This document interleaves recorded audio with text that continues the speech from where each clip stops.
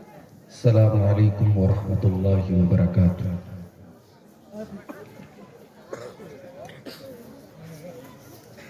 الحمدللہ نحمده ونستعینه ونستغفره ونعوذ بالله من شرور انفسنا ومن سیئات اعمالنا من يهده الله فلا مضل له ومن يضلل فلا هادي له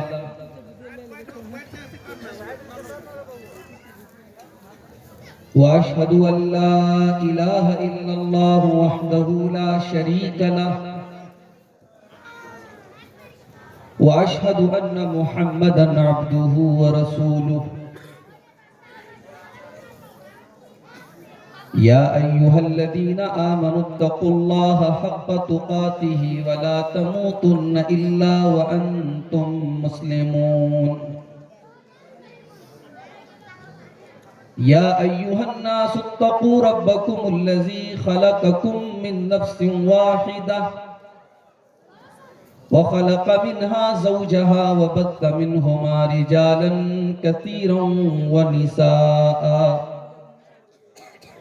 واتقوا الله الذي تساءلون به والأرحام إن الله كان عليكم رقيبا يا أيها الذين آمنوا اتقوا الله وقولوا قولا سديدا يصلح لكم أعمالكم ويغفر لكم ذنوبكم ومن يطع الله ورسوله فقد فاز فوزا عظيما أما بعد فإن خير الحديث كتاب الله وخير الهدي هدي محمد صلى الله عليه وسلم وشر الأمور محدثاتها وكل محدثة بدعة وكل بدعة ضلالة وكل ضلالة في النار أعوذ بالله من الشيطان الرجيم بسم الله الرحمن الرحيم كنتم خير أمة أخرجت للناس تأمرون بالمعروف وتنهون عن المنكر وتؤمنون بالله وقال تعالى في مقام آخر إن الله لا يغير ما بقوم حتى يغيروا ما بأنفسهم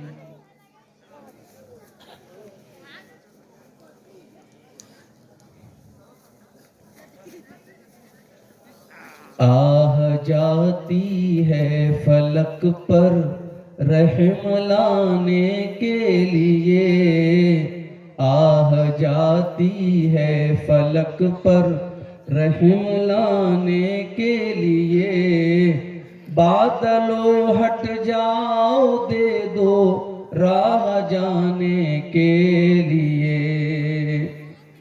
اے دعا عرض کر عرش الہی تھام کے اے دعا عرض کر عرش الہی تھام کے اے خدا رخ پھیر دے اب گردشیں ایام کے رحم کر اپنے نہ آئینے کرم کو بھول جا رحم کر اپنے نہ آئینے کرم کو بھول جا ہم تجھے بھولے ہیں لیکن تو نہ ہم کو بھول جا خلق کے رادے ہوئے دنیا کے ٹھکرائے ہوئے خلق کے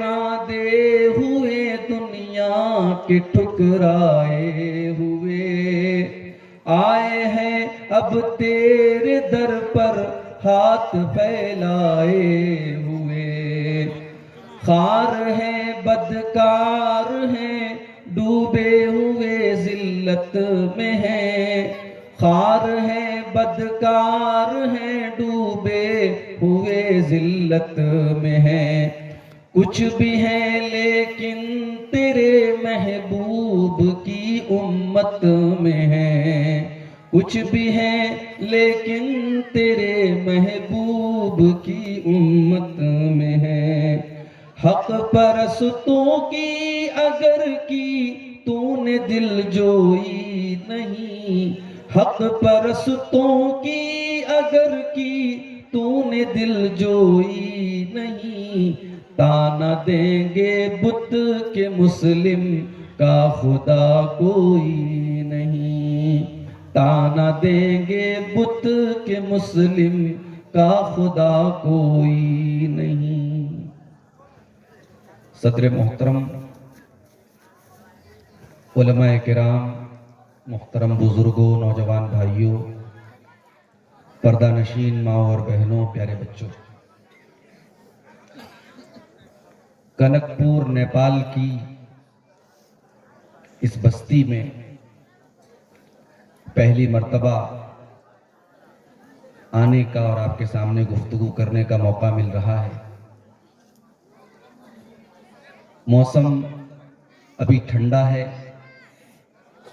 اچھی خاصی سردی لگ رہی ہے، اس کے باوجود آپ حضرات دین کے نام پر، قرآن و حدیث کی باتوں کو سننے کے نام پر اپنے آرام کو چھوڑ کے، اپنے بستروں کو چھوڑ کے، ہمارے مرد حضرات بھی، ہماری مائیں بہنیں بھی آج اس جلسے میں، اس پروگرام میں آئے ہیں۔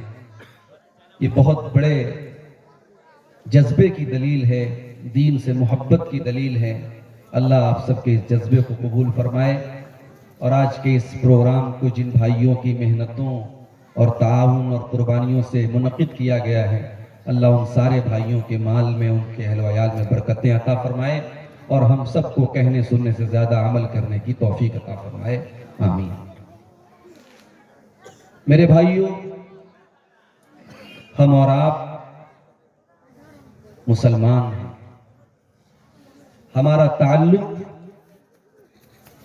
اللہ کے آخری نبی جناب محمد الرسول اللہ صلی اللہ علیہ وسلم کی امت سے۔ ہم کیا ہیں؟ ہماری حیثیت کیا ہے؟ دنیا میں بہت سارے پنتھ ہیں، مذہب ہیں، دھرم ہیں، کون سی چیز ایسی ہے جو ہمیں دوسروں سے الگ کرتی ہے؟ کیا خاص بات ہے ہمارے اندر؟ اگر اس سوال کا جواب ہم قرآن کریم میں تلاش کرتے ہیں تو اللہ تعالیٰ نے ایک ہی آیت کے اندر ہمارا مقام بھی ہمیں بتا دیا ہے اور ہماری ذمہ داری بھی ہمیں بتا دی۔ اور یہ وہی آیت ہے جو میں نے آپ کے سامنے خطبہ مسنونہ کے بعد پڑھی۔ کنتم خیر امت اخرجت للناس، اے مسلمانوں، تم دنیا کی سب سے بہترین امت ہو،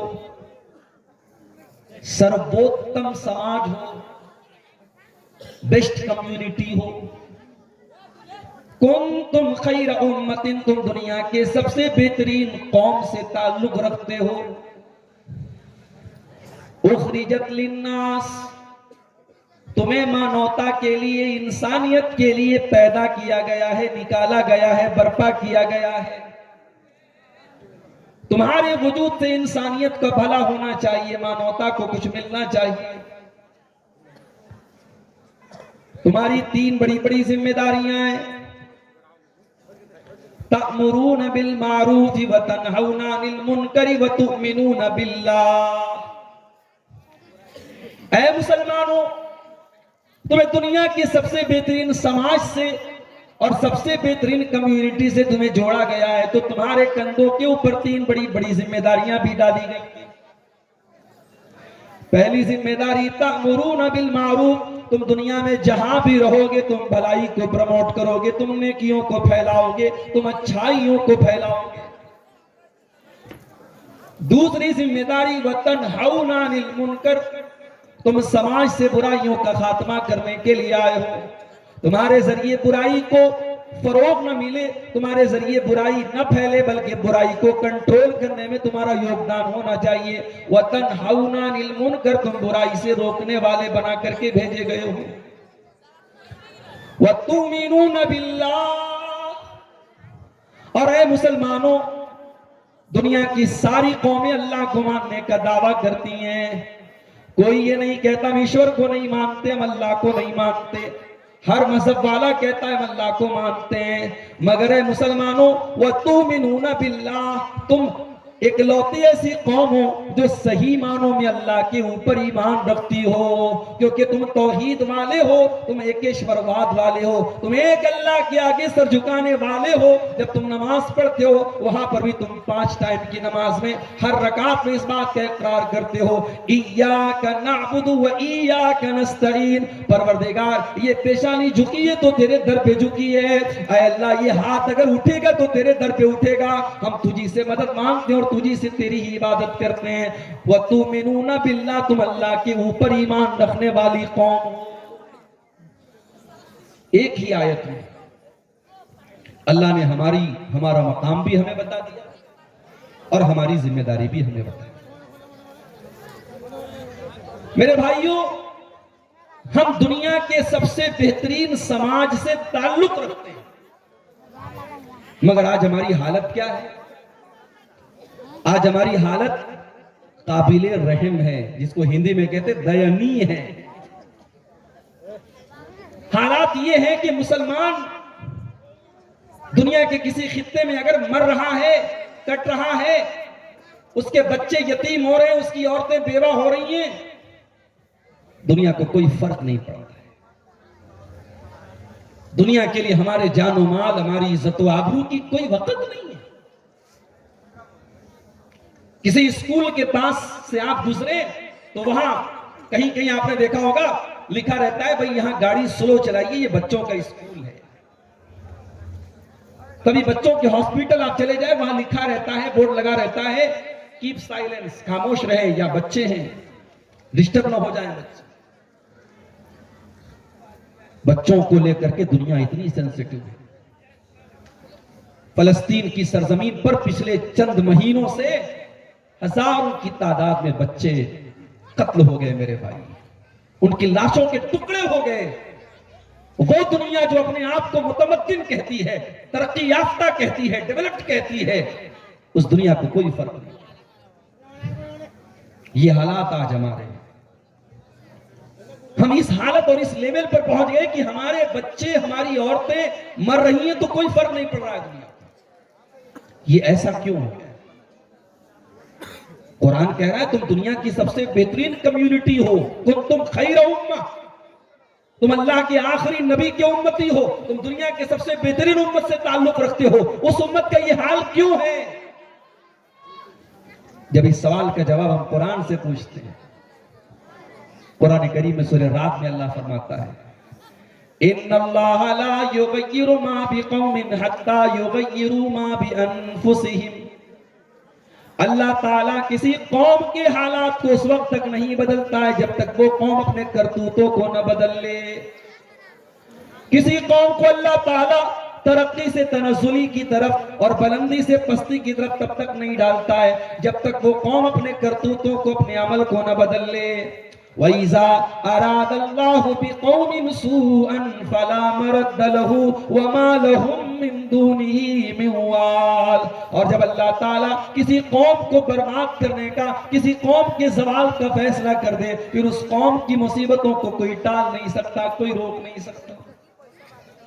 اس کا مطلب یہ ہوا کہ وہ امت جو 1400 سال پہلے پوری دنیا میں ایک انقلابی امت بن کر کے ابھری تھی، خود نہ تھے جو راہ پر روروں کے رہبر بن گئے، کیا نظر تھی جس نے مردوں کو مسیحا کر دیا، وہ مسلمان جو پوری دنیا میں ترقی کے، علم کے اور تہذیب کے کمانڈر بن کے دنیا میں ابھرے اور جن کے وجود سے دنیا کے اندھیرے میں روشنی چمکی تھی میرے بھائیوں، وہ مسلمان اگر آج زوال پذیر ہیں، اگر آج بربادی کے گڈھے میں ہیں، تو مسلمانوں کو غور کرنا پڑے گا کہ پانی کہاں مر رہا ہے، کمی کہاں ہو رہی ہے، کوتاہی کہاں ہو رہی ہے۔ قرآن کہہ رہا ہے ذرا اپنے اوپر غور کرو، تمہارے کہیں نہ کہیں کرتوتوں کی وجہ سے یہ حالات پیدا۔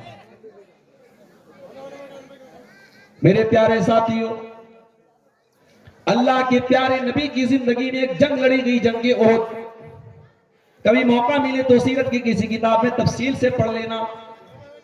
اس جنگ میں کچھ مسلمانوں کی کوتاہی کی وجہ سے، ان کی لاپرواہی کی وجہ سے جیتی ہوئی جنگ مسلمان ہار گئے تھے، اور حالات یہ ہو گئے کہ اللہ کے پیارے نبی صلی اللہ علیہ وسلم زخمی ہوئے، آپ کا چہرہ لہو لہان ہوا، آپ کے دانت توڑے گئے، 70 صحابہ کرام شہید ہوئے، اور بہت ساری مصیبتیں آئیں۔ قرآن کریم میں اللہ تعالیٰ نے جب اس مسئلے کو بیان کیا تو کیا فرمایا؟ اولما اصابتکم مصیبت قد اصبتم مثلیہا قلتم انا ھذا قل ھو من عند انفسکم۔ اے نبی، آپ کے صحابہ یہ سوال کرتے ہیں کہ احد کے میدان میں ہمارے اوپر یہ مصیبتیں کیوں آئیں، ہم کیوں ہار گئے، ہم کیوں مارے گئے، ہمارے نبی کو کیوں زخمی کیا گیا؟ اے نبی ان کو جواب دے دو، قل ھو من عند انفسکم۔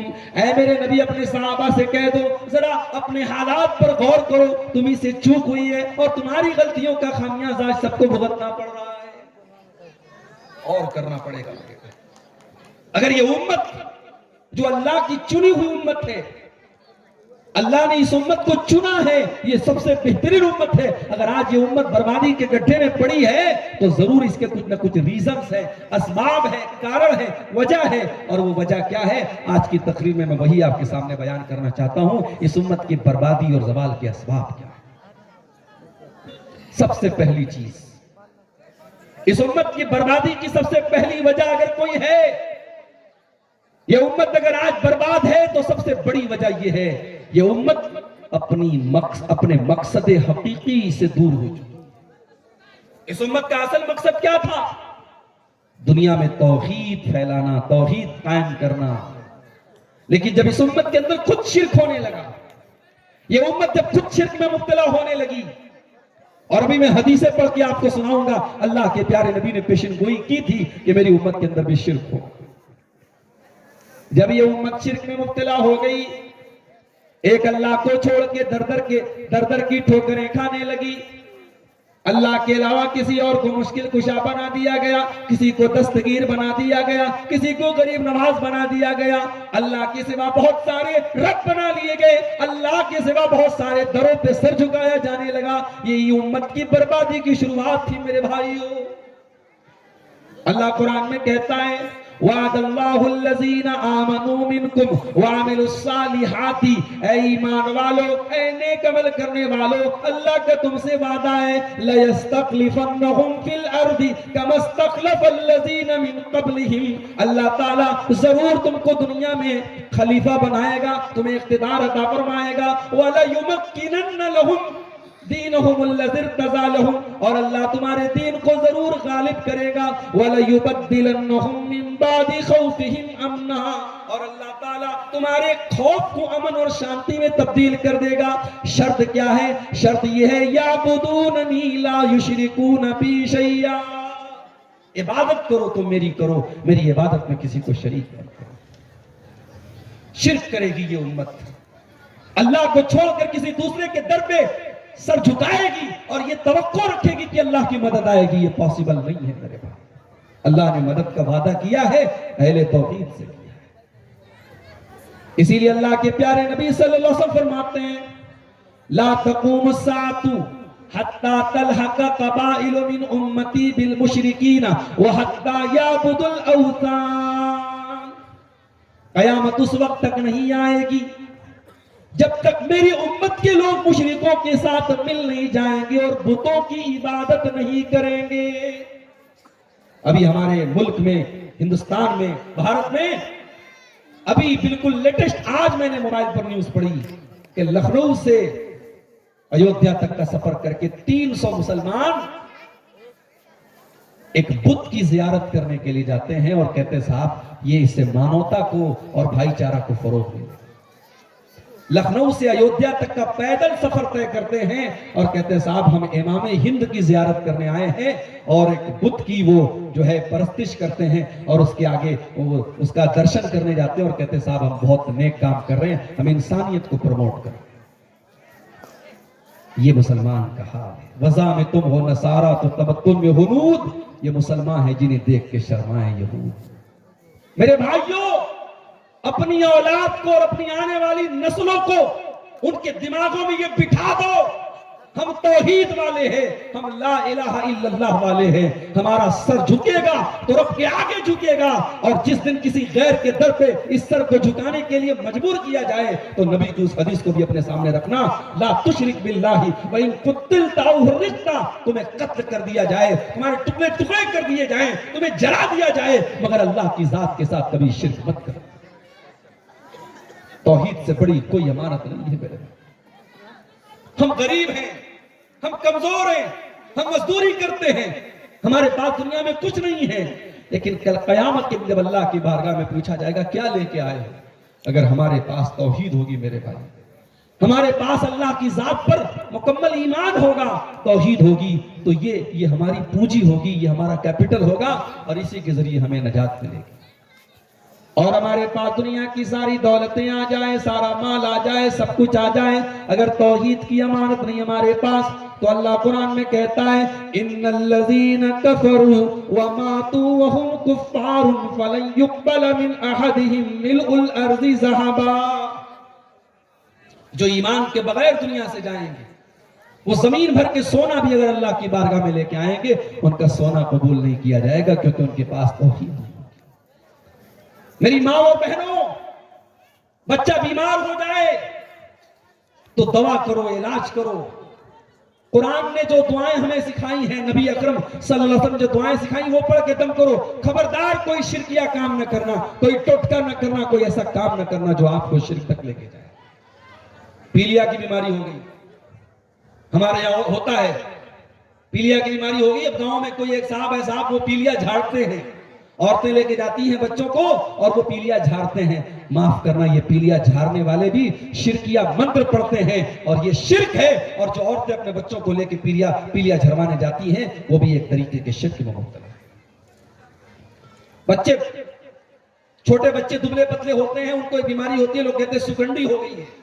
تو سکنڈی کے نام پر کوئی چیز جو ہے, بعض لوگ اس پر الٹی سیدھی چیزیں پڑھ کے وہ بچے کے ہاتھ میں یا اس کے پیر میں باندھ دیتے ہیں کہ بھئی اس کو باندھ دیں گے تو اس کو سکنڈی نہیں ہے. تمام چیزیں خرافات ہیں میرے بھائی. توحید والے بنو, اپنی توحید میں پکے بنو میرے بھائی. اتنے پکے بنو کہ اپنے بچوں کو بھی یہ تعلیم دے کے جاؤ. ہمارے یہاں کیا ہوتا ہے, جب باپ کے مرنے کا ٹائم ہوتا ہے تو بچے باپ کے پاس کھڑے ہوتے ہیں. کیوں کھڑے ہوتے ہیں؟ باپ زمین کے بارے میں, جائیداد کے بارے میں کیا وصیت کر کے جا رہا ہے. میں ابھی آپ کے کنک پور میں آیا تو بعض لوگ کہنے لگے مولوی صاحب ذرا اس پر بھی بولیے گا, وراثت میں لوگ لڑکیوں کو حصہ نہیں دیتے, لڑکوں کو دیتے ہیں. اگر آپ صرف لڑکوں کو دیتے ہو, لڑکیوں کو نہیں دیتے, یا جو بھائی اپنے باپ کی پوری جائیداد ہتھیا کے بیٹھے ہیں اور اپنی بہنوں سے صاف کہتے تیرا کچھ نہیں بنتا ہے, وہ کان کھول کے سن لیں. جس طریقے سے اللہ کے آپ سے نماز کے بارے میں پوچھا جائے گا, روزے کے بارے میں پوچھا جائے گا, زکوٰۃ اور حج کے بارے میں پوچھا جائے گا, وراثت بھی اللہ کے قانون کا ایک حصہ ہے. اور اگر آپ نے اپنی بہنوں کا, اپنی بیٹیوں کا حق مارا ہوگا, اللہ جب وراثت کا مسئلہ قرآن میں بیان کرتا ہے تو بیان کرنے کے بعد کیا کہتا ہے, وَمَن يَعْصِ اللَّهَ وَرَسُولَهُ وَيَتَعَدَّ حُدُودَهُ يُدْخِلْهُ نَارًا خَالِدًا فِيهَا. او لوگو, یہ اللہ کا قانون ہے, یہ اللہ کی بنائی ہوئی حدیں ہیں. یہ وراثت کا مسئلہ کوئی آپشنل نہیں ہے کہ عمل کر بھی سکتے ہو, نہیں بھی کر سکتے ہو, بلکہ یہ اللہ کا قانون ہے. اور جو اللہ کا قانون توڑے گا, اللہ نے جہنم اس کے لیے تیار کر کے رکھی, وہ جہنم میں جلتا رہے گا.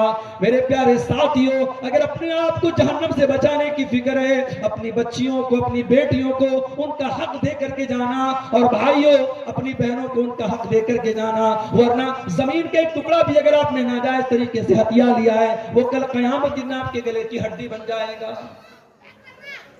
آپ غور کیجئے میرے بھائی. باپ مرنے لگتا ہے, وصیت کر کے جاتا ہے, یہ زمین تم لے لینا, یہ زمین تم لے لینا.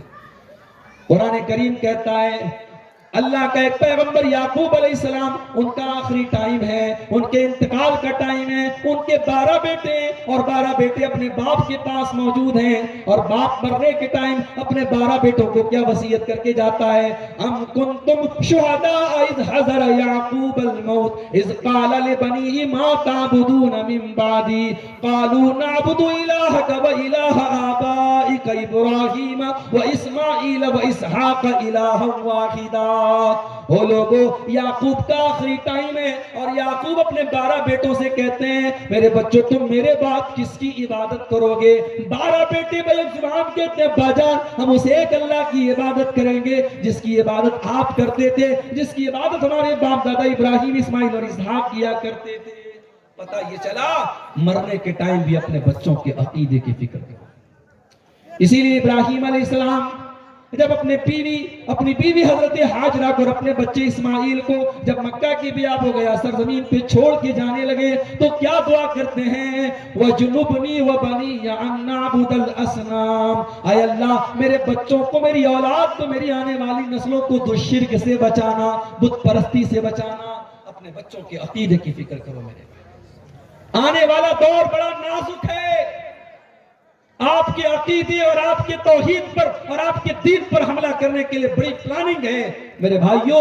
توحید پر قائم رہنا مرتے دم تک، اور اپنے بچوں کو بھی اسی توحید کی تعلیم دے کے جانا۔ آج امت توحید سے دور ہے، اس امت کی بربادی کی پہلی وجہ۔ اور آگے بڑھیے، امت کی بربادی کی دوسری وجہ، اس امت کو اللہ کے نبی نے پتھر کھا کھا کے ایک کیا تھا۔ آپ کے راستے میں کانٹے بچھائے گئے اور آپ کے اوپر پتھر برسائے گئے، مگر آپ نے امت کو جوڑنے کا کام کیا تھا۔ لیکن یہ امت آج بٹی ہوئی ہے، کئی مسلکوں میں بٹی ہے، کئی فرقوں میں بٹی ہے، کہیں ذات و برادری میں بٹی ہے، کئی رنگ و نسل کی بنیاد پر بٹی ہے۔ میرے پیارے بھائیو، اس امت کی بربادی کی دوسری وجہ اس امت کا آپس میں لڑنا، آپس میں اختلاف کرنا، آپس میں انتشار کرنا ہے۔ میرا رب قرآن میں کہتا ہے ان الذین فرقوا دینہم وکانوا شیعا لست منہم فی شیء۔ اے نبی، جن لوگوں نے اپنے دین کے اندر فرقے پیدا کر لیے، جنہوں نے ٹکڑے ٹکڑے کر دیے اپنے دین کے، اے میرے نبی آپ کو ان سے کوئی تعلق نہیں ہے۔ اتحاد پیدا کرو اپنے اندر میرے بھائی۔ غزوہ احد میں جب مسلمان آپس میں اختلاف کر بیٹھے تو اللہ قرآن میں کہتا ہے حَتَّى إِذَا فَشِلْتُمْ وَتَنَازَعْتُمْ فِي الْأَمْرِ وَعَصَيْتُمْ مِنْ بَعْدِ مَا أَرَاكُمْ مَا تُحِبُّونَ۔ اے مسلمانوں، احد کے میدان میں تمہیں جو تکلیف پہنچی اس کی 3 وجہ تھی۔ جب تم کمزور پڑ گئے، تم نے آپس میں اختلاف کر دیا اور تم نے نبی کی نافرمانی کر دی، تب یہ حالات تم کو دیکھنے پڑے۔ میرے بھائیوں، جب ایک نافرمانی کی وجہ سے نبی کے دور میں اور صحابہ کے دور میں جیتی جنگ ہار گئے، تو آج ہم تو قدم قدم پہ نبی کی نافرمانی کر رہے ہیں۔ میرے پیارے ساتھیوں، اپنے آپ کو نبی کے طریقے پر ایک کر لو۔ قرآن کہتا ہے وَاعْتَصِمُوا بِحَبْلِ اللَّهِ جَمِيعًا، وہ لوگوں اللہ کی رسی کو مل کر کے تھام لو، وَلَا تَفَرَّقُوا، اور فرقوں میں نہ بٹو، آپس میں نہ بٹو، وَاذْكُرُوا نِعْمَةَ اللَّهِ عَلَيْكُمْ إِذْ كُنْتُمْ أَعْدَاءً، اور یاد کرو اللہ کی نعمت کو جب تم ایک دوسرے کے دشمن تھے، فَأَلَّفَ بَيْنَ قُلُوبِكُمْ فَأَصْبَحْتُمْ بِنِعْمَتِهِ إِخْوَانًا۔ یاد کرو اپنے نبی، اپنے اللہ کے اس احسان کو کہ اللہ نے اپنے نبی کو بھیج کر کے تمہیں بھائی بھائی بنا دیا۔ نبی نے کتنا اتحاد پیدا کیا تھا میرے بھائی۔ آج ایک ملک کا مسلمان دوسرے ملک کے مسلمان کو ایکسپٹ کرنے کو تیار نہیں، ایک شہر کا مسلمان دوسرے شہر کے مسلمان کو قبول کرنے کو تیار نہیں، ایک برادری کا مسلمان دوسری برادری کے مسلمان کو اپنے سے حقیر سمجھ رہا ہے۔ یا مدینہ کے انصاریوں نے مکہ کے مہاجروں کے لیے اپنے گھر کے دروازے نہیں، اپنے دل کے دروازے کھول دیے۔ کوئی رشتہ نہیں تھا دونوں کے درمیان، صرف اللہ کے پیارے نبی صلی اللہ علیہ وسلم نے ایک رشتہ پیدا کیا تھا، ایمان کا رشتہ۔ آپ نے نام لے لے کے کہہ دیا یہ مکہ کا مہاجر ہے، یہ مدینہ کا انصاری ہے، یہ آپس میں بھائی بھائی۔ اتنی محبت پیدا ہو گئی۔ حضرت سعد بن ربیع کہتے حضرت عبد الرحمن بن عوف سے، اے عبد الرحمن، میرا باغ ہے، میرا گھر ہے، میری زمین ہے، میرا جائیداد ہے، اے عبد الرحمن آؤ میں سب کو دو حصوں میں بانٹ دیتا ہوں، آدھا تم لے لینا آدھا میں لے لیتا ہوں۔ اے عبد الرحمن تم مدینہ میں نئے نئے آئے ہو، ابھی تمہاری شادی ہونا مشکل ہے، اے عبد الرحمن میری 4 بیویاں ہیں، تم پسند کر لو، میں کسی ایک بیوی کو طلاق دے دیتا ہوں، عدت گزارنے کے بعد تم اس سے نکاح کر لینا۔ وہ لوگوں عبد الرحمن ابن عوف کو بیٹھے بٹھائے، گھر بھی مل رہا ہے، زمین بھی مل رہی ہے، جائیداد بھی مل رہی ہے، اور حضرت سعد بن نبی شادی بھی کروانے کے لیے تیار ہیں۔ یہ محبت اور یہ ایثار، اس کی مثال اور اس کی نظیر پوری انسانی تاریخ میں نہیں ہے۔ مگر آج وہ امت کن حالات میں پہنچ گئی، ذرا ذرا سی بات پہ آج اس امت میں کتنی نفرت ہے، کتنی عداوت ہے۔ اسی آپ کے بارڈر کے قریب میں سیتا مڑھی کے ایک علاقے میں ہمارے شیخ نیاز صاحب بیٹھے ہوئے ہیں، ان کا علاقہ ہے، بہت قریب سے جانتے ہیں۔ ایک مسلک کی مسجد تھی اور دوسرے مسلک والوں نے کہا نہیں صاحب ہم فلاں مسلک والوں کو یہاں نماز پڑھنے نہیں دیں گے، قبضہ کریں گے۔ ہم دوسروں پر کیا چھیٹا کشی کریں گے اور دوسروں پر ہم کیا اعتراض کریں گے، یہاں تو ایک مسلک کا مسلمان دوسرے مسلک کے مسلمان کو برداشت کرنے کو تیار ہے۔ اتنی نفرت ہے، کتنی مسجدوں کے باہر گیٹ لگا ہے، صاحب یہ فلاں فلاں مسلک کی مسجد ہے، اس میں کسی اور مسلک کا مسلمان نہیں آ سکتا، اگر آئے گا تو ذلیل کر کے نکال دیا جائے گا۔ یہ میرے نبی کا اخلاق تو نہیں تھا میرے بھائی، میرے نبی کا اخلاق تو یہ ہے۔ صحابہ کرام کے ساتھ آپ بیٹھے ہوئے ہیں، ایک دیہاتی آتا ہے اور مسجد میں جہاں نماز پڑھی جاتی وہاں پہ پیشاب کرنے لگتا ہے، صحابہ کرام اس کو مارنے کے لیے دوڑتے ہیں، اللہ کے نبی کہتے رک جاؤ، لا تظلموہ، اس کے پیشاب کو مت روکو، اس کو پیشاب کر لینے دو۔ جب وہ پیشاب کر لیتا ہے اللہ کے نبی صحابہ سے کہتے ہیں پانی لاؤ، پانی لایا گیا، حریق علیہ سجلا من ماء، اللہ کے نبی فرماتے ہیں اس کے اوپر، اس کے پیشاب پر تم پانی بہا دو۔ پانی اللہ کے نبی کے حکم سے پیشاب کو صاف کر دیا گیا۔ اس دیہاتی کو اللہ کے نبی اپنے پاس بلاتے ہیں، بڑے پریم سے، بڑے پیار سے، بڑی محبت سے کہتے ہیں ان هذه المساجد لا تصلح لهذا، اے میرے بھائی یہ مسجد ہے، یہ اللہ کا گھر ہے، یہ پیشاب پاخانہ کرنے کی جگہ نہیں ہے، یہ تو اللہ کے ذکر کی جگہ ہے، یہ تو نماز پڑھنے کی جگہ ہے، یہ تو قرآن پڑھنے کی جگہ ہے۔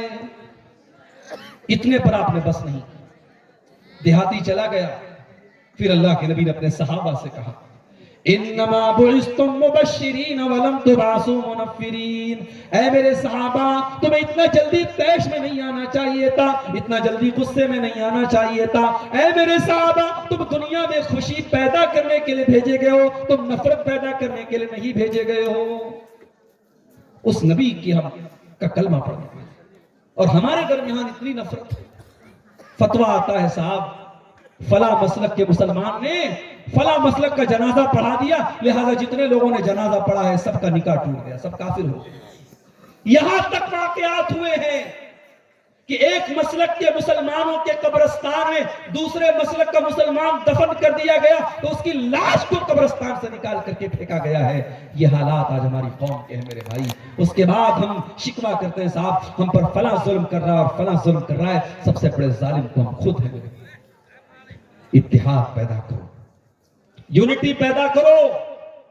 آج دیکھو الکفر ملت واحدہ، اسلام کے خلاف سارا کفر اکٹھا ہو چکا ہے، جن کے درمیان صدیوں کی دشمنیاں تھیں آج اسلام کے خلاف اور دین کے خلاف اور توحید کے خلاف اور مسجدوں کے خلاف سب متحد ہیں، اور تم لا الہ الا اللہ کی بنیاد پر ایک نہیں ہو سکتے۔ کیوں نہیں ہو سکتے میرے؟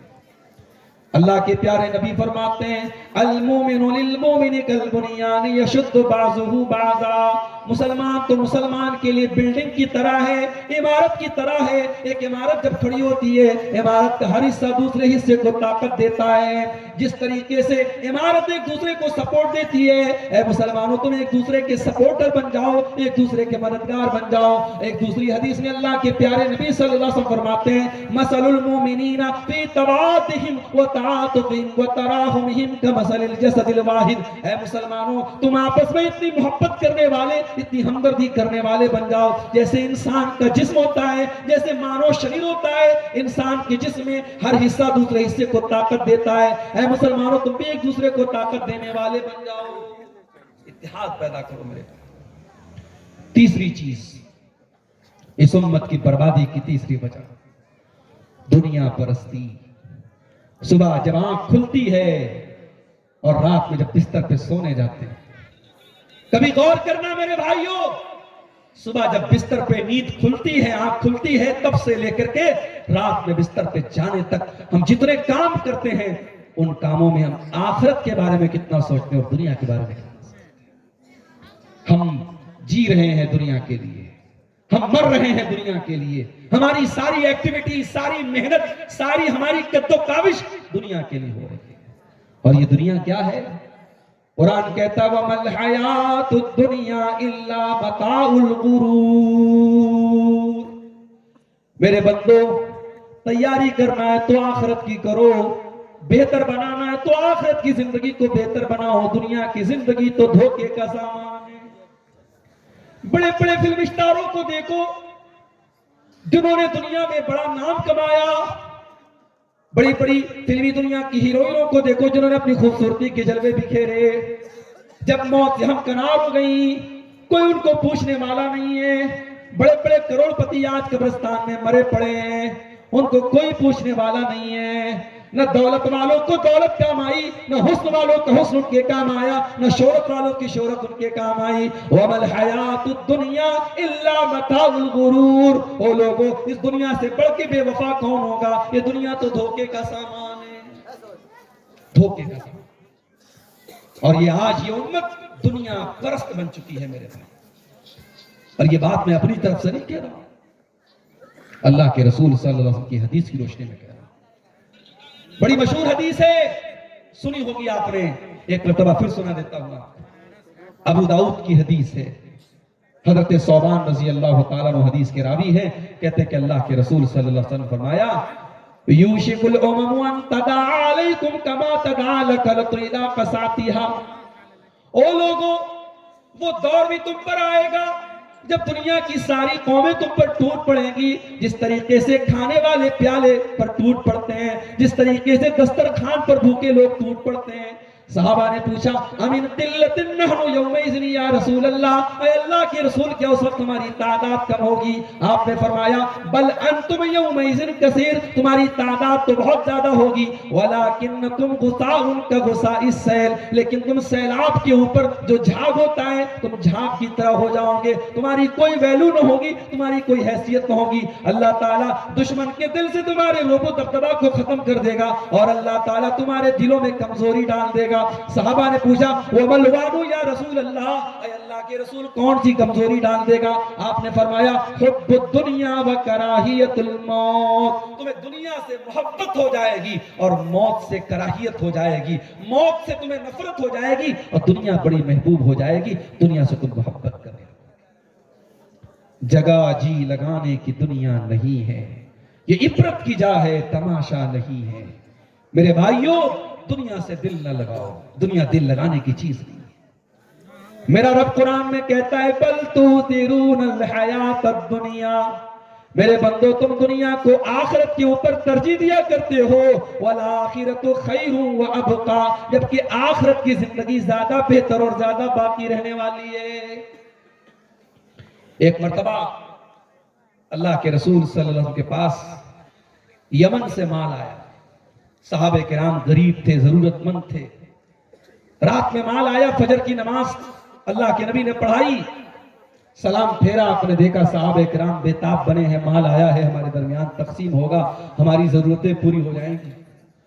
آپ نے فرمایا اے میرے صحابہ، بہت اچھی بات ہے، تمہیں مال کی ضرورت ہے، تم مال پر خوش ہو رہے ہو، کوئی حرج کی بات نہیں ہے.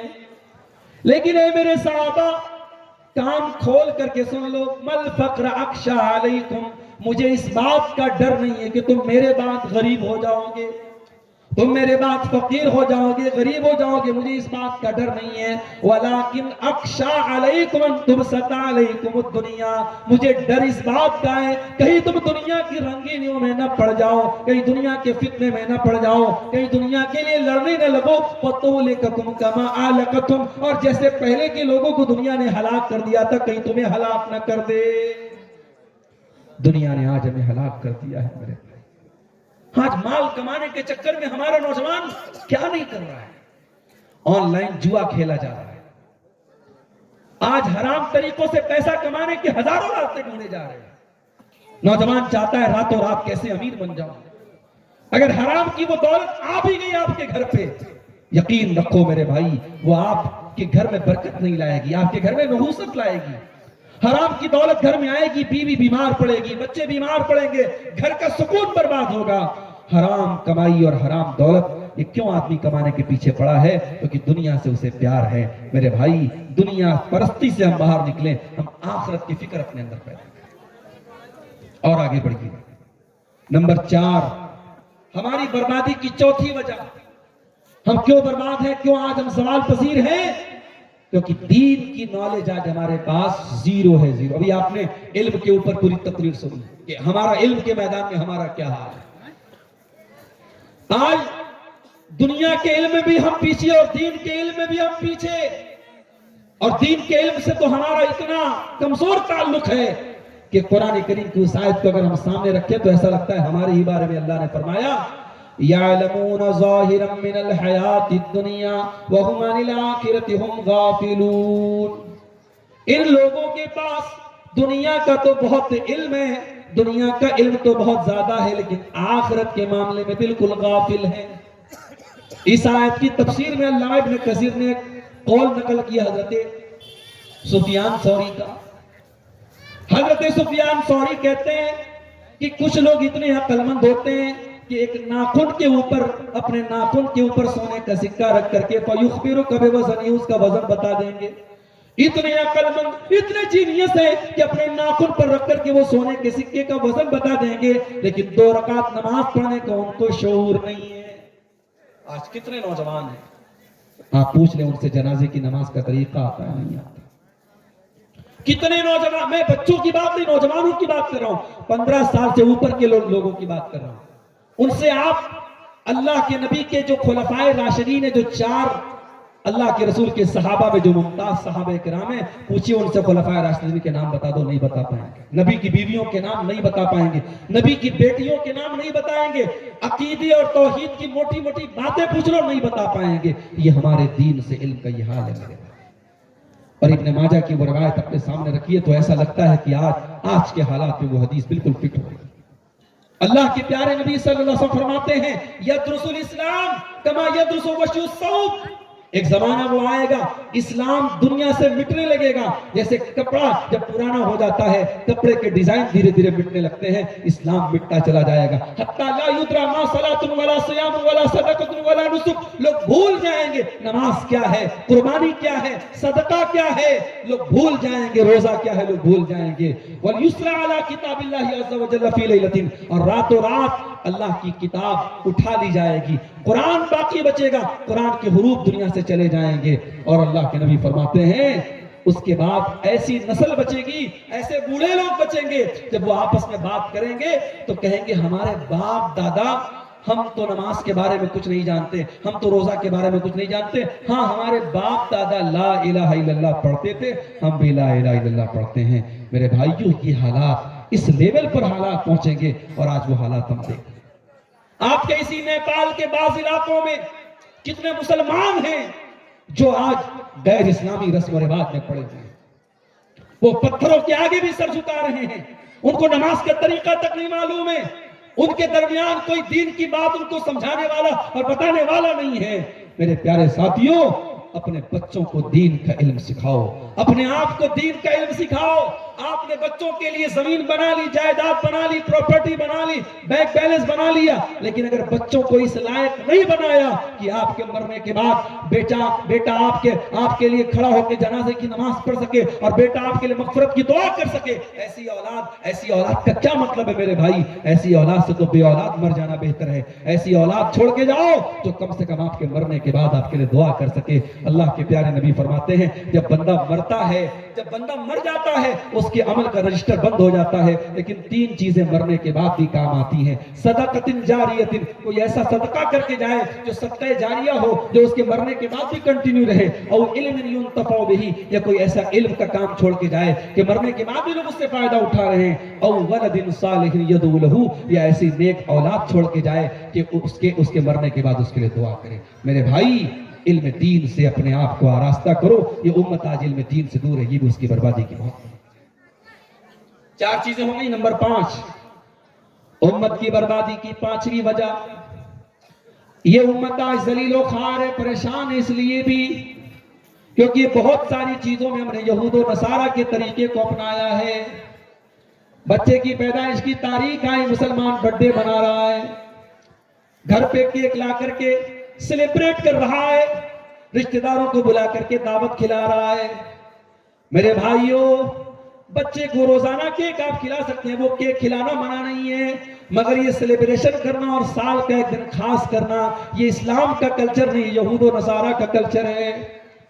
شوہر بیوی کے لیے شادی کے دن اینیورسری منا رہا ہے، سالگرہ منا رہا ہے، ہوٹل پہ لے کے جاتا ہے، ریسٹورنٹ پہ لے کے جاتا ہے، اور بیوی کو تحفے دے رہا ہے، بیوی شوہر کو تحفے دے رہی ہے۔ اور فروری کا مہینہ تو آ چکا ہے، 24 فروری کو 14 فروری کو ویلنٹائنز ڈے بھی منایا جا رہا ہے۔ میرے پیارے بھائیوں، یہ تمام حرکتیں یہود و نصارہ کی ہیں جو آج ہمارے نوجوانوں کے اندر آ رہی ہیں۔ اور اللہ کے پیارے نبی کی وہ حدیث اپنے سامنے رکھو، اللہ کے پیارے نبی فرماتے ہیں لَتَتَّبِعُنَّ سُنَنَ مَن كَانَ قَبْلَكُمْ، او لوگوں تم اپنے سے پہلے کے لوگوں کے طریقے پر چلو گے، شبرم بشبر وذراعم بذراع، اگر وہ ایک بالشت چلیں گے تو تم بھی ایک بالشت چلو گے، اگر وہ ایک ہاتھ چلیں گے تو تم بھی ایک ہاتھ چلو گے، حتی لو سلکوا جحر ذب لسلکتموہ، یہاں تک کہ تم سے پہلے کی امت کے لوگ اگر کسی جانور کے بل میں گھسے ہوں گے تو تم بھی اس کے بل میں گھس جاؤ گے۔ یہود و نصارہ کی اندھی تقلید آج ہمیں برباد کر رہی ہے۔ کتنے مسلمانوں کو میں نے دیکھا گھر بناتے ہیں تو واستو شاستر کے حساب سے بناتے ہیں، باتھ روم ادھر ہونا، بیڈ روم ادھر ہونا اور کچن ادھر ہونا، وہ واستو شاستر۔ یہ واستو شاستر کیا ہے بھائی؟ اسلام میں کوئی واستو شاستر نہیں۔ اسلام میں بس اتنی تعلیم دی گئی کہ جو آپ لیٹرین اور باتھ روم بنائیں وہ آپ پورا پچھم نہ بنائیں، قبلہ کی طرف نہ بنائیں، باقی آپ گھر کا ڈیزائن چاہے جیسے بنا دیں۔ آج مسلمان یہ سارے کام بھی کر رہے ہیں۔ وضع میں تم ہو نصارہ تو تمدن میں حرود، یہ مسلمان ہیں جنہیں دیکھ کے شرمائے یہود۔ آج ہمارا شادی بیاہ کا کیا حال ہے میرے؟ شادی بیاہ میں آج کتنی رسمیں ہیں؟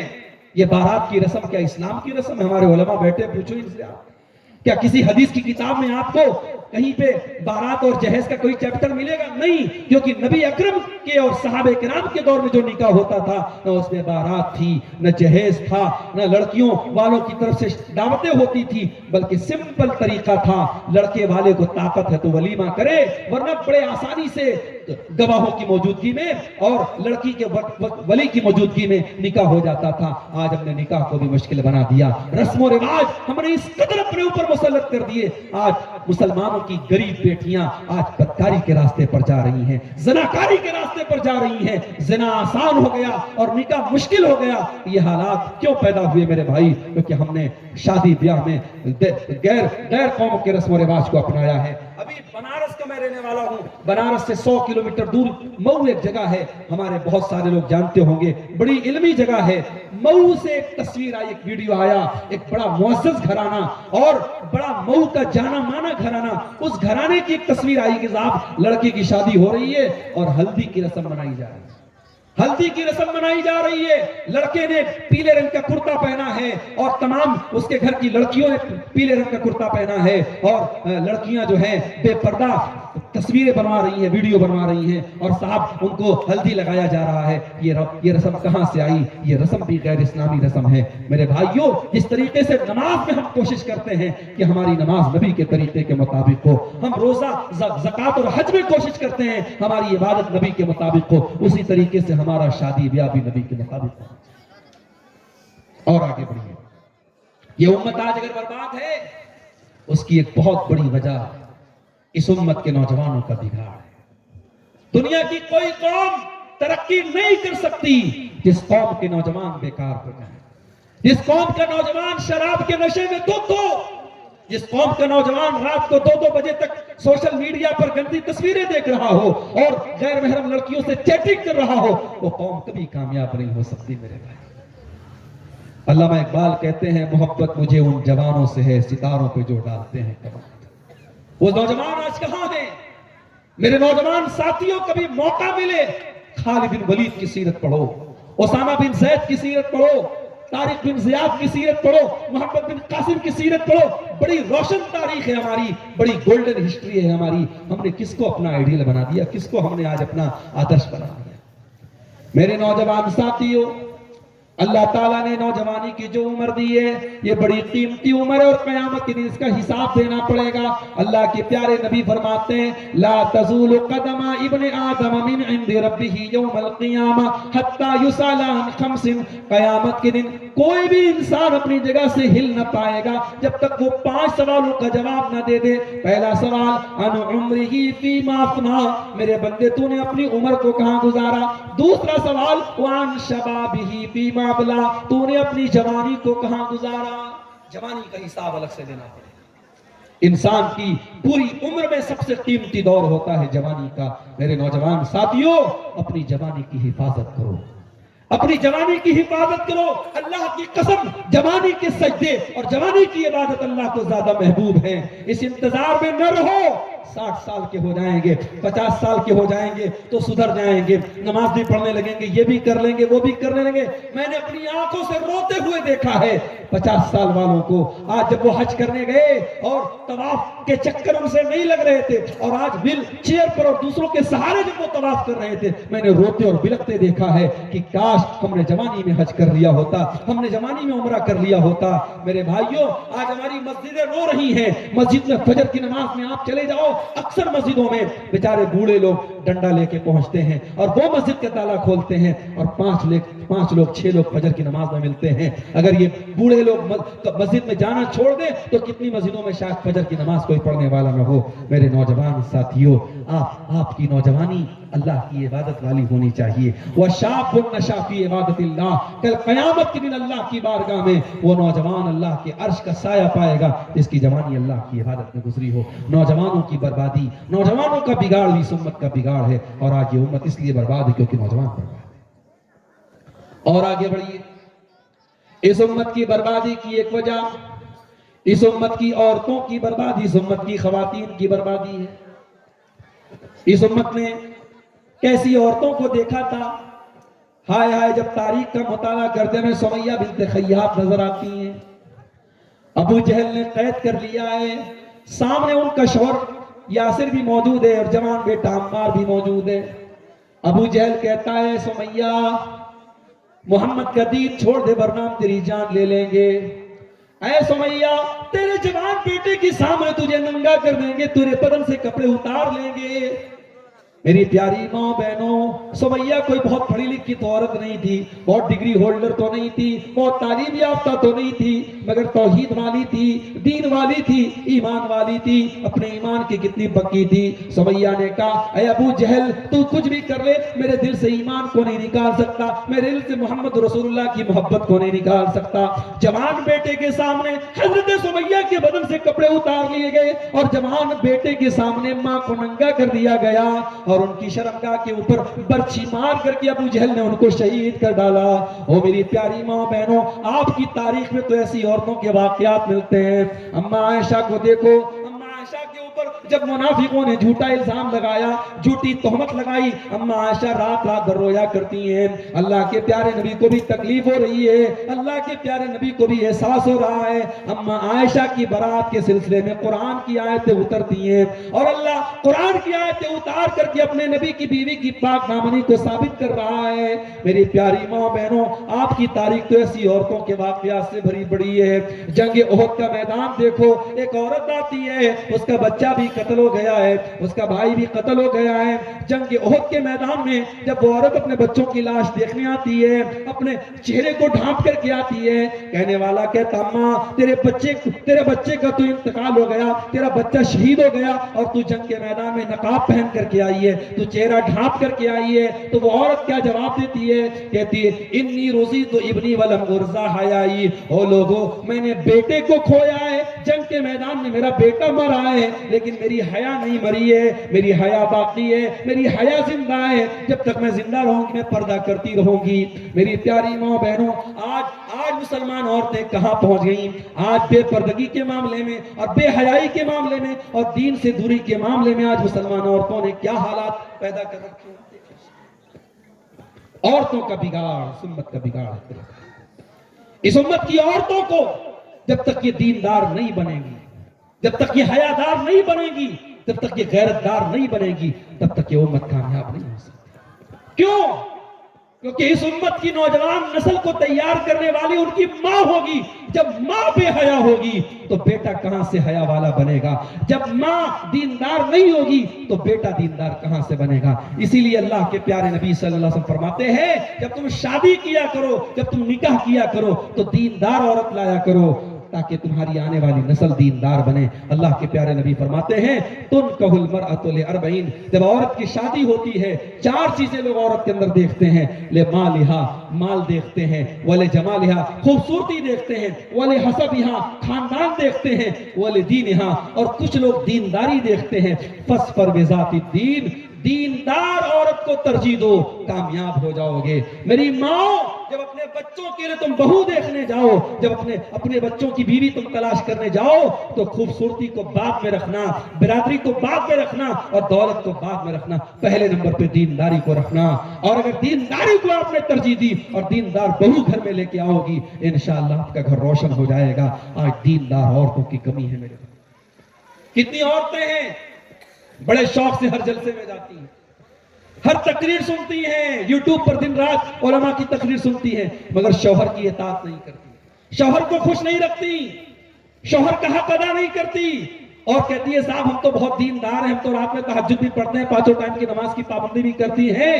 میری ماں اور بہنوں, کان کھول کر کے سن لو, ایک شادی شدہ عورت, ایک نکاح کے بعد والی عورت جب تک اپنے شوہر کو خوش نہ کرے, اپنے شوہر کی خدمت نہ کرے, اپنے شوہر کی اطاعت نہ کرے, وہ جنت میں نہیں جا سکتی ہے. اللہ کے پیارے نبی کے پاس ایک عورت آتی ہے, کسی کام سے آتی ہے. اللہ کے پیارے نبی صلی اللہ علیہ وسلم اس عورت سے پوچھتے ہیں ازات زوج انتی, کیا تو شادی شدہ ہے؟ کہتی ہاں اللہ کے نبی میں شادی شدہ ہوں. اللہ کے نبی پوچھتے ہیں تو اپنے شوہر کے لیے کیسی ہے؟ کہتی ہے اللہ کے نبی میں اپنے شوہر کی خدمت میں کوئی کسر نہیں چھوڑتی ہوں, کوئی کمی نہیں چھوڑتی ہوں. اللہ کے نبی صلی اللہ علیہ وسلم فرماتے ہیں فانظری اینما انت منہ فانما هو جنتک ونارک, کان کھول کر کے سن لے اے خاتون, اگر تو اپنے شوہر کا خیال رکھے گی تو جنت میں جائے گی, اور شوہر کے معاملے میں اگر تو لاپرواہی کرے گی تو جہنم میں جائے گی. تیرا شوہر ہی تیری جنت ہے اور تیرا شوہر ہی تیری جہنم ہے. میری پیاری ماں اور بہنوں, عورت سے 4 کام کر لے, اللہ کے پیارے نبی نے عورت کو جنتی قرار دیا ہے. اذا صلت المرأة خمسها وصامت شهرها واطاعت زوجها واحسنت فرجها, جو عورت 5 ٹائم کی نماز کی پابندی کرے, رمضان کا روزہ رکھے, شوہر کی اطاعت کرے اور اپنی عزت و آبرو کی حفاظت کرے, وہ عورت جنت کے جس دروازے سے چاہے جنت میں جا سکتی ہے. آج عورتوں کا حال بہت برا ہے میرے بھائی. آج آپ دیکھ لیں, اگر آج مردوں اور نوجوانوں کی اگر ہمیں بے حیائی کی شکایت ہے تو ہماری مسلمان عورتیں بھی ان سے پیچھے نہیں ہیں. جس عورت کو قرآن نے یہ حکم دیا تھا کہ اے عورتوں, تم جب اپنے گھر میں اپنے باپ اور اپنے سسر کے سامنے بھی رہو, وَلْيَضْرِبْنَ بِخُمُرِهِنَّ عَلَى جُيُوبِهِنَّ, اپنا دوپٹہ اپنے سینے پر رکھو. جس عورت کو اسلام نے دوپٹے کو اپنے محرم رشتہ دار کے سامنے بھی دوپٹے کو سینے پر رکھنے کا حکم دیا تھا, آج وہی مسلمان عورت جاب کر رہی ہے, نوکری کر رہی ہے اور دوپٹہ اس کے گریبان پہ نہیں ہے, وہ اپنے جسم اور اپنے شریر اور اپنے حسن کی نمائش کر رہی ہے. میری پیاری ماں اور بہنوں, یہ مسلمان عورت کی شان نہیں ہو سکتی. قرآن تو یہاں تک کہتا ہے وَلَا يَضْرِبْنَ بِأَرْجُلِهِنَّ لِيُعْلَمَ مَا يُخْفِينَ مِنْ زِينَتِهِنَّ.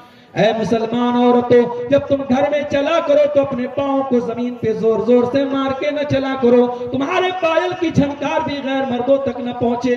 جو قرآن آپ کے پائل کی آواز کو غیر مردوں تک جانے کی اجازت نہیں دیتا, وہ قرآن آپ کو اس بات کی اجازت کیسے دے دے گا کہ آپ واٹس ایپ کے اسٹیٹس پر اپنے فوٹو لگا لیں, آپ فیس بک کے اوپر اپنے فوٹو لگا لیں, آپ انسٹاگرام کے اوپر اپنے ویڈیوز ڈال لیں. خبردار خبردار میری پیاری بہنوں, آپ کسی کی ناجائز محبت محبت کبھی مت بننا. کان کھول کر کے سن لو, یہ سوشل میڈیا پر محبت کا اظہار کرنے والے اتنی جلدی تو لوگ کپڑے نہیں بدلتے جتنی جلدی یہ اپنی گرل فرینڈ بدل لیتے ہیں. آج کسی کے ساتھ ہے, کل کسی کے ساتھ ہے. خبردار کسی کی ناجائز محبت نہ بننا. جائز طریقے سے جو حلال طریقہ ہے, جو نکاح کے ذریعے جو محبت وجود میں آتی ہے, اس محبت کی حقدار بننا. میری بہنوں, کسی کی ناجائز محبت کا شکار نہ بننا. آج حالات آپ دیکھ لو میرے بھائی, زناکاری کے اڈے کھلے ہیں. یہ سوشل میڈیا زناکاری کو پروموٹ کر رہا ہے اور ہماری نوجوان لڑکیاں اور لڑکے اس کی بڑی آسانی سے اس کے شکار ہو رہے ہیں. اور مجھے اللہ کے پیارے نبی کی وہ حدیث بھی یاد آتی ہے. آپ نے فرمایا, صنفان من اہل النار لم ارہما. میری امت کے اندر دو قسم کے لوگ ایسے ہوں گے جو جہنم میں جائیں گے اور میں نے ان کو بھی نہیں دیکھا ہے, بعد میں آئیں گے. ایک تو وہ ہوں گے قوم معہم سیاط کاذناب البقر یضربون بها الناس. ایسے ظالم لوگ ہوں گے جن کے ہاتھ میں گائے کی دم کی طرح کوڑے ہوں گے اور وہ لوگوں کو ماریں گے, ظلم کریں گے. ظالم جتنا بھی طاقتور ہے, یہ کان کھول کر کے سن لے, اللہ تبارک و تعالی ظالم کو ڈھیل دیتا ہے, مگر جب پکڑتا ہے اللہ تعالی تو پھر اس کے لیے بچنے کا کوئی راستہ نہیں.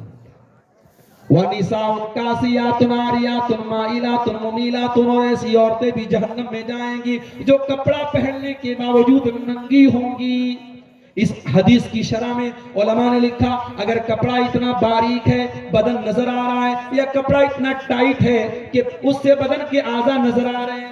آج تو ایسے نقاب بھی پہنے جا رہے ہیں کہ وہ نقاب اتنا ٹائٹ ہے کہ عورت کے بدن کی پوری شیپ نظر آ رہی ہے. معاف کرنا میری بہنوں, اگر آپ ایسا نقاب پہن رہی ہو تو یہ نقاب پہننا اور نہ پہننا برابر ہے. اللہ کے نبی فرما رہے ہیں, کپڑا پہننے کے باوجود ایسی عورتیں ننگی ہوں گی اور ایسی عورتیں غیر مردوں کو اپنی طرف آکرشت کریں گی, مائل کریں گی, اور دوسروں کو اپنی طرف مائل کریں گی اور خود بھی مائل ہونے والی ہوں گی. اللہ کے پیارے نبی صلی اللہ علیہ وسلم فرماتے ہیں, رؤوسہن کاسنمۃ البخت المائلہ. ان کا ہیئر اسٹائل بختی اونٹ کے کوہان کی طرح ہوگا. لا يدخلن الجنہ. ایسی عورتیں جنت میں نہیں جائیں گی. ولا یجدن ریحہا. اور جنت میں جانا تو بہت دور کی بات ہے, جنت کی خوشبو بھی نہیں پائیں. عورتوں کا بگاڑ اس امت کی بربادی کی بہت بڑی وجہ ہے. اور آگے بڑھیے میرے بھائیو, اس امت کی بربادی کی 2-3 وجہ اور بیان کر کے بات ختم کر رہا ہوں. ایک بہت بڑی وجہ اس امت کی بربادی کی توکل کی کمی ہے. ہمیں اللہ کی ذات پر توکل اور بھروسہ جو ہونا چاہیے وہ نہیں ہو رہا ہے. ہمارے ایمان میں کمزوری آ گئی. ہمیں لگتا ہے کہ یار اب تو اور برا ہوگا, پتہ نہیں کیا ہوگا, کیا ہوگا. اس امت کی تاریخ میں بڑے بڑے نازک دور آئے ہیں.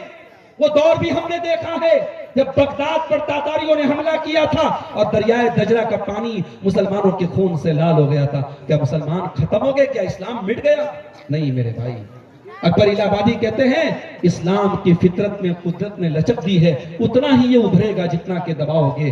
امریکہ میں جب اسلام کو بدنام کرنے کی سب سے زیادہ کوششیں ہوئی, اس کے بعد امریکہ میں سب سے زیادہ اگر کوئی کتاب پڑھی گئی وہ قرآن کریم پڑھی گئی, اور سب سے زیادہ اگر کسی مذہب میں لوگ داخل ہوئے, اسلام میں داخل ہوئے. اسلام کے خلاف جتنی آواز اٹھاؤ گے, یہ اللہ کا دین ہے, اتنی ہی تیزی سے پھیلے گا. میرے بھائیوں, مایوس نہ ہونا, اللہ کی ذات پہ بھروسہ رکھنا. اپنے نبی کی سیرت پڑھو. جب آپ غار ثور میں تھے ابو بکر صدیق کے ساتھ, اور دشمن بالکل قریب پہنچ چکا تھا, اور حضرت ابو بکر صدیق نے ڈر سے کہا تھا, اے اللہ کے نبی دشمن اب پکڑ لے گا, ہم گرفتار ہو جائیں گے. تو اللہ کے پیارے نبی نے بڑے اطمینان سے جواب دیا تھا, لا تحزن ان اللہ معنا. اے ابو بکر گھبراؤ نہیں, اللہ ہمارے ساتھ ہے. یہ اپنے نبی کا جملہ اپنی زندگی کا سلوگن بنا لو, اپنے سینے کی دیوار پہ لکھ لو, اس کو اپنے دماغوں میں بٹھا لو, لا تحزن ان اللہ معنا. گھبراؤ نہیں, اللہ ہمارے ساتھ ہے. یہ اپنی زندگی کا نعرہ بنا لو. اللہ کی ذات پر بھروسہ رکھو. اگر اللہ کی توحید پر قائم ہو تو اللہ آپ کے لیے آگ کو بھی گلزار بنا سکتا ہے. ابراہیم علیہ السلام کو آگ میں ڈالا گیا اور ان کی زبان پر ایک ہی جملہ تھا, حسبی اللہ ونعم الوکیل. میرے لیے اللہ کافی ہے اور اللہ بہترین مدد کرنے والا ہے. اللہ نے کیسے مدد کی؟ اللہ نے آگ سے کہا, یا نار کونی بردم و سلاما علی ابراہیم. اے آگ, تو میرے ابراہیم کے لیے ٹھنڈی ہو جا اور سلام ہو. توکل اپنے اندر پیدا کرو. مگر ہاں, توکل کا مطلب یہ نہیں ہے کہ ہم اسباب اختیار نہ کریں. جس طریقے سے روزی روٹی ہم کمانے کے لیے دکان کھولتے ہیں, کاروبار کرتے ہیں, محنت کرتے ہیں, ہمیں اور آپ کو دیکھنا پڑے گا ہم کہاں پہ کمزور ہیں. ابھی آپ نے سنا ہم عصری علوم میں بہت پیچھے ہیں. آج نیپال کی دھرتی پر اگر آپ یہ فگرز اور اعداد بتا رہے ہیں کہ آپ بہت پیچھے ہیں, تو آپ حکومت کی پالیسیوں اور حکومت کی اسکیموں کا انتظار نہ کریں, آپ خود اپنے بچوں کو اعلیٰ تعلیم دلائیں, آپ خود اپنے بچوں کو پڑھائیں, آپ خود اپنے آپ کو منظم کریں اور ڈسپلن اپنے اندر پیدا کریں. میرے بھائیوں, قرآن کی اس آیت کو بھی اپنے سامنے رکھیں. اللہ کسی قوم کے حالات کو تب تک نہیں بدلتا جب تک وہ خود اپنے حالات کو نہ بدل لے. ہمیں خود اسباب کو بھی اختیار کرنا پڑے گا. اللہ کے پیارے نبی کی اللہ نے مدد کی, مگر آپ دیکھیے ہجرت کے سفر میں اللہ اگر چاہتا کوئی قالین بھیج دیتا اور اللہ کے پیارے نبی قالین پر بیٹھتے اور ہوا میں اڑ کے مکہ سے مدینہ چلے جاتے. اللہ کے لیے کچھ ناممکن نہیں تھا, مگر اللہ کے پیارے نبی نے پوری پلاننگ کی اور کس طریقے سے ہجرت کا پورا سفر آپ نے طے کیا. آپ نے مدینہ کا عام راستہ نہیں اپنایا, الگ راستہ اپنایا. آپ نے گائیڈ لیا, آپ 3 دن تک غار ثور میں چھپے رہے. وہ پورا سیرت کی کتاب میں آپ پڑھیے تو آپ حیران رہ جائیں گے. اتنی پلاننگ کے ساتھ اللہ کے پیارے نبی صلی اللہ علیہ وسلم نے ہجرت کا سفر کیا تھا. ہمیں بھی پلاننگ کے ساتھ کام کرنا پڑے گا, ہمیں منظم انداز میں کام کرنا پڑے گا, اسباب کو اختیار کرنا پڑے گا. میرے پیارے بھائیوں, ہمارے زوال اور بربادی کی ایک اور وجہ ہے, اور وہ ہے قرآن کریم سے ہماری دوری.